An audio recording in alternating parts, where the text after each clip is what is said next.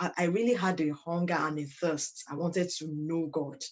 And when we come back from church, I didn't feel like I had enough. And I know for many people, when they have those kind of experiences, some people try and medicate on other things. But God, in his mercy, directed us all to himself.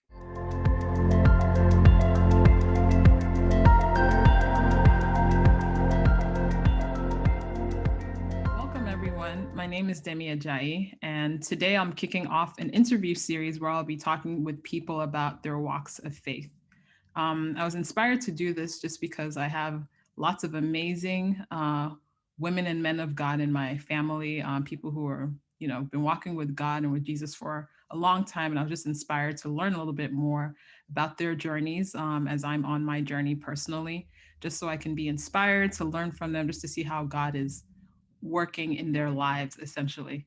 And so to start this today, I will be interviewing two of my aunts.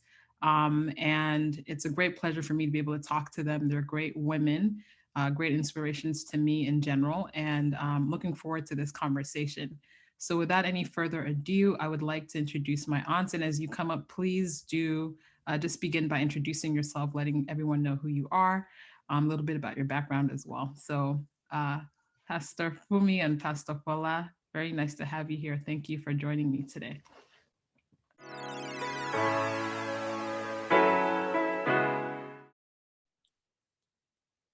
Thank you, Demi. This is Fola Babatunde here. And this is Fumi Obilano. I'm actually the oldest of a good number of siblings. So I get to do what I like with all of them, how I like. So they call me all kinds of names, not that it bothers me. But having said all that, being the first of us all placed me in a position of leadership very, very early in life. My father was also someone who kept telling me, kept reaffirming me as his first child, his first child, his first child, and therefore drilling in me a high sense of responsibility and duty, and great expectations. So it wasn't difficult for me to grow up into a position of leadership. I think God actually, God actually prepared, he has a way of preparing every single one of us for the role we will play in life.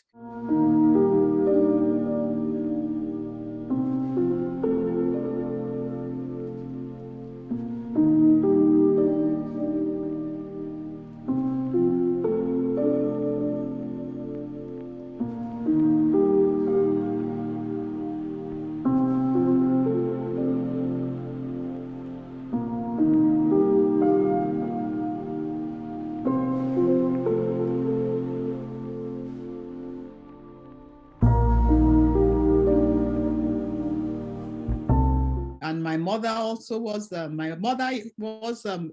school teacher. Actually, both my parents were in education. So she was a school teacher and head teacher for years. So again, from both of them, I learned the value of leadership and serving, because they were people who served.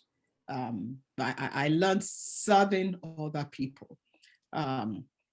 And so growing up, I had the example of both parents leading and inculcating in me that sense of leadership. And the Lord brought me into faith pretty early in life. When I went to school, I was able to link up with when I went to middle school, which was a boarding school, we had to be on campus, living on campus, even from age 10, I believe, 10, 11. And so again, in that place, and it was a Christian school. So that's also drilled in me a sense of Christian values. So I grew up with leadership and also Christian values, and one thing led to another, and here I am today. I have pastored now for, it's going to be 23 years in October, and it's just been a wonderful journey with the Lord all these years. Every layer of my life, I see his hand, and I just see him putting in place the various pieces of my life, and bringing me to who he called and created me to be. So I'm thankful. That's, I believe, in a nutshell, gives the background of who I am and where I am today. Thank you, Sister Fumi, as we fondly call you. So I'm Fola Babatunde. I'm not the firstborn, and I'm not the lastborn. In the entire family, I am right smack in the middle somewhere. And I thank God for my family. I thank God for my siblings. I thank God for my parents, and I thank God for, like my sister said, I've been placed behind a lot of strong leaders, caring family, loving family, godly family, and eventually we found our way into God. My father was not the most religious person, but my mom, when I was with her, because I lived with her most of the time, she drugged me to church all the time. She wasn't a fanatic, but we went to Anglican church, and I've thoroughly enjoyed the Anglican church. I always, we had a pathway between where they dropped us. The main church was right opposite the car park, and then the children's church was across. So I really enjoyed the hymns, the sermon, and because by the time they gave me stuff to do in the children's church, I was done. And we had one big classroom. So I always ran into the adult church, because once I was there, they couldn't get me anymore. So, but sometimes they would catch me and I would go there to the younger church, because I really enjoyed the hymns, the sermons, and everything. And I remember my mom, in the morning, as early as 5 a.m., I woke up to her singing hymns and some songs that she sang on a regular basis till this day. And, she read her Bible. So I had that picture in mind. I don't ever remember my daddy taking me to church, but for my mom took me to church. So that's my experience. Because my parents were separated when I was born, as far as I knew, when I was old enough. So I lived with my mom most of the time. So my experience with my dad was only when I was on vacation. So, but my mom always made sure we go to church, and it was on Sundays. We didn't have weekly meetings like we do now. So that's my experience. I'm married to a pastor, and I fully support him in the ministry and at home. And all my life, I've been exposed to a lot of strong Christian leaders in the house and at school. So I found my way into God, quite early. So, but I know you will still be talking to us more about specific experiences. So that's my introduction for right now. All right, amazing. Thank you so much. That was a fantastic introduction. And you guys spoke a lot about, your background and everything, but you didn't tell us where you are from. So where were you born? Where did you grow up? Give us that perspective as well.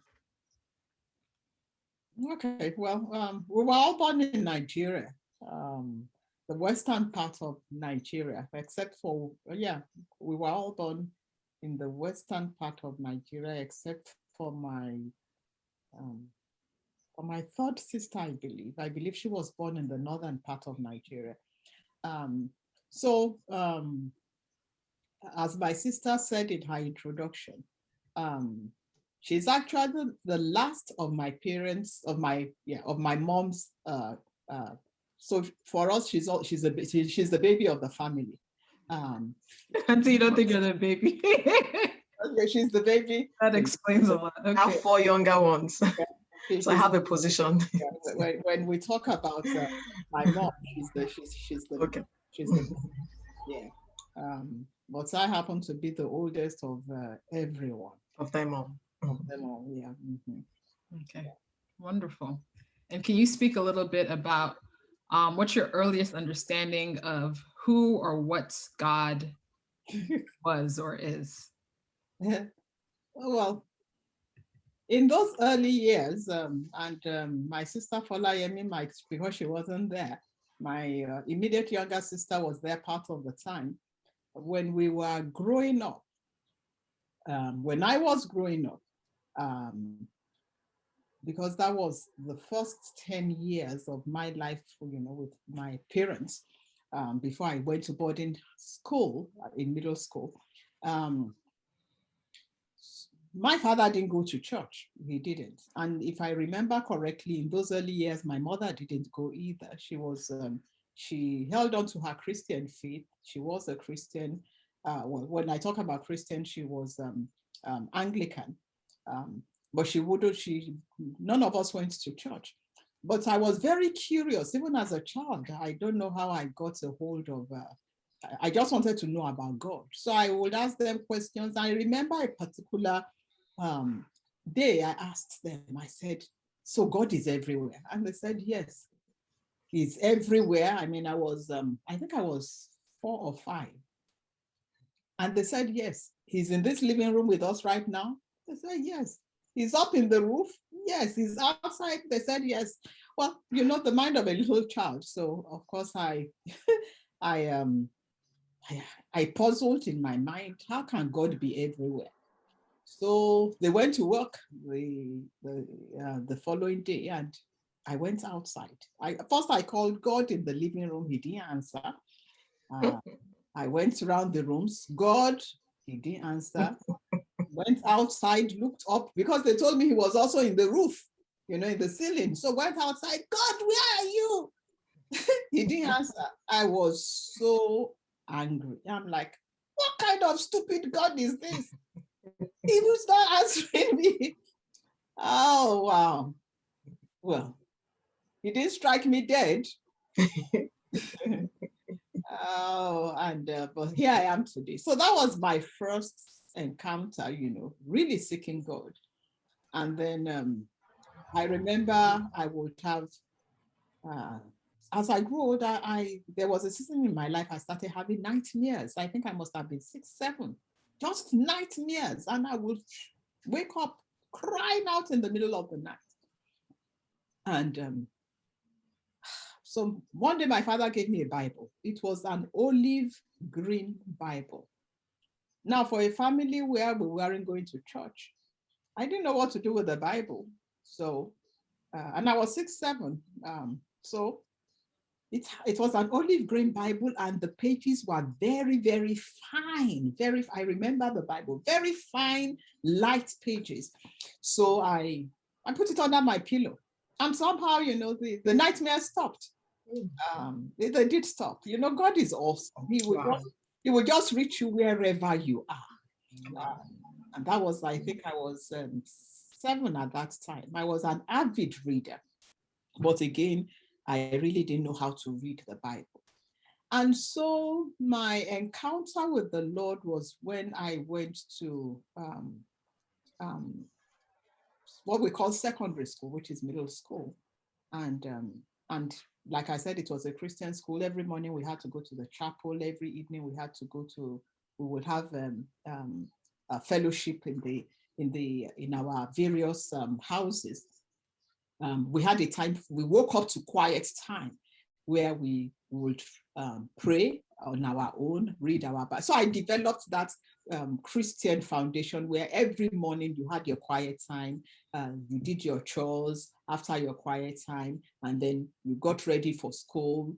By 8 o'clock, I believe, we will go to the chapel. And after we were done with the morning service in chapel, the school day will start. So that was where I first had an encounter with the Lord. I think, and that was where I really became really curious. I can't say for sure that I was born again at that time, but I really desired to know the Lord really, really closely. I know that by the time I was finishing, probably around when I was about 14, 15, I now had a relationship with the Lord. And that's well, that can't be in a nutshell. It took me a while to get there. That was how I actually got to know the Lord. I had a few Christian experiences, backslided, but then I actually made a turnaround and totally surrendered to the Lord. I think when I was about 25, 26, yeah, that was when I knew for sure that I was born again. Wow, interesting. We kind of have similar stories. So for me, I recall about 4 years old, because I lived with my uncle and my aunt in Ife at the time. So I remember to this day vividly, I was in the kitchen and I knew that God was big. I knew that He was everywhere, and I knew that He knew everything. So I had the fear of God, very early. So, and I would try to play hide and seek to see where I can hide, where He won't see me. And I remember this day, I went into the drawer in the kitchen on the left-hand side, the bottom drawer, I hid, and I'm like, I'm sure He can see me here. So I better just leave and know that He's watching me. So I just had that, awareness of God, that very early. So when I was about 5, 6, now my mom had finished her program at the university in the city that my uncle and my aunt lived. So she was now working on her own. So we moved to another city called Akure. So we were living at the back of, at the back of the house somewhere. And I recall vividly this day I was sweeping the front of the house. Nobody asked me to sweep, but I was sweeping. I had this dressing gown on. My mom had the pink, and I think she had the blue, and I think I had the purple one. And I remember the house dress, we call it. So I wore it over my night, and I was sweeping, and I just started singing into my heart, into my heart. And I remember I knew that He came into my heart, and I was 5 or 6. So that was my first remembrance of encountering God. And just like my big sister said, when I got to middle school, we also had devotion. Like my mom, I lived with my mom, so we went to church, and I would try. I really had a hunger and a thirst. I wanted to know God. And when we come back from church, I didn't feel like I had enough. I would get my Bible, I would read it, but it was too much. Like I didn't really know where to start, or but I just always went to the Bible. And so when I got to middle school, and we had to go to chapel in the morning, on Sunday we wore our white church dresses with our beret, our cap, we called it. And then later we started to have evening services, and I really used to enjoy that. And then I remember also in my first year in middle school, we called it Form 1. I think it was possibly be 6th or 7th grade. So some SUs, as they were called, they had a meeting, Scripture Union, they like deep holiness people. So they just told us to come, that they were going to serve, that they were doing some party or something. So they baited us basically. So we went there, it was on a Sunday, and then they said they were sending off some people. I can't remember, but I remember I was in the classroom. They gave us cake. Oh, they gave us cupcakes on campus, and Coke. Oh, I sat down, I ate the cake, I drank the Coke, I was so excited. And then they did every other thing, and then after they caught us, so they basically preached, and yeah, it was too late to leave, I don't remember what I did, but we prayed or something. Anyway, so when I got to my 3rd year in middle school, which was Form 3, probably about 8th or 9th grade, I joined the SU movement, so and I remember one of my classmates telling me that, Fola, you need to enjoy your life, you have to enjoy your life. Maybe when you grow old, you can do this SU thing, but you're going to hamper your lifestyle, you're going to cramp yourself, just enjoy. But I just felt like, well, let's see what it's about. So those were my early years, but I know that you probably have more specific questions to ask us about that. So, but that's my nutshell, my early years up to when I was. So that was when I was 13 that I got deeper again, and then we had another. We had incidentally, the church that used to come and conduct our services for us was the same church that my mom took us to, which was a Archbishop Vining Memorial in Akure. So some of the pastors came there, and then they used to come for evening services. And I remember, I think it was 1984, the last Sunday in May, they came, and then I rededicated my life to God. And I know something happened because I became so zealous for God. I was using 3 devotionals then, Daily Bread, Today's Word, and something else. And I would study this Bible like 1 hour, when I had a chance. I really, really got, and I prayed, and, I really, really had another level in my work with God at that time. I think I was about 14 or about 13 at the time. So our stories are kind of similar. So over to you.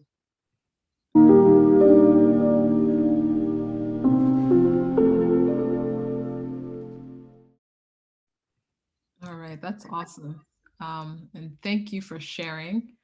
I have a question that I didn't have written down here, but what would you say was your drive for like seeking or having, like you both mentioned, having a thirst or a hunger for God, even at a younger age? What do you think was the push for you to seek after God then? You know what? Now, looking back, I really can't put my finger on anything. I think it was just the love and the providence of the Lord. It was just the love and providence of the Lord. I was a very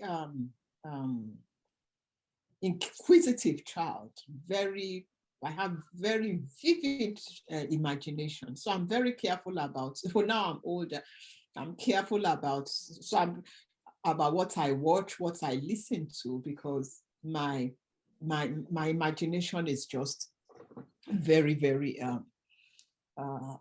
can be very, very real. So I'm careful about what I allow into me. So as a child, I don't know what it was. Again, like I said, as I've grown older, I've seen the various pieces of my life fall into place. I can only say it was God's design. I just grew up knowing that, I wanted God, I wanted him, I wanted him, I wanted him.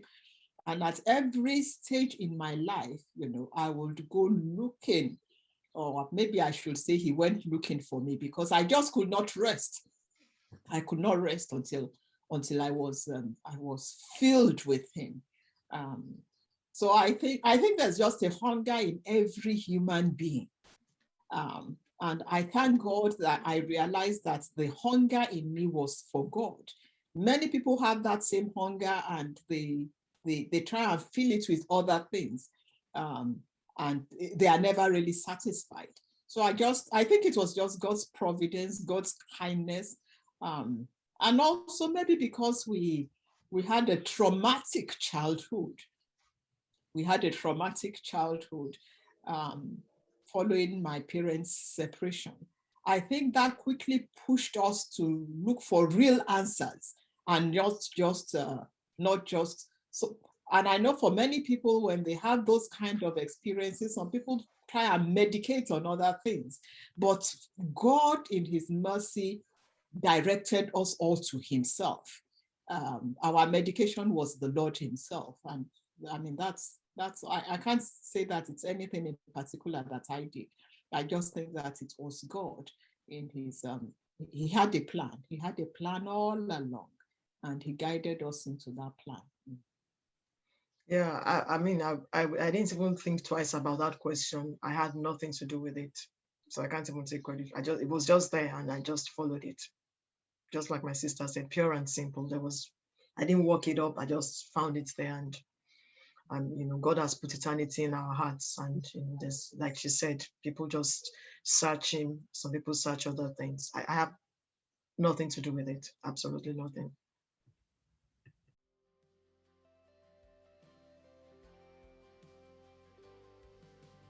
so I took it all in. It was healing for me. It was my life, so, and so for me it was everything. It was everything that I did not have as a child. Well, for me, my college days were my backsliding years. Because I had a situation where I thought, oh, the Lord has failed me. By the time I got to university, I didn't want to hear about the Lord anymore. I mean, that was something for somebody who loved the Lord so much, who had pursued the Lord so much. By the time I was getting into college, I didn't want to.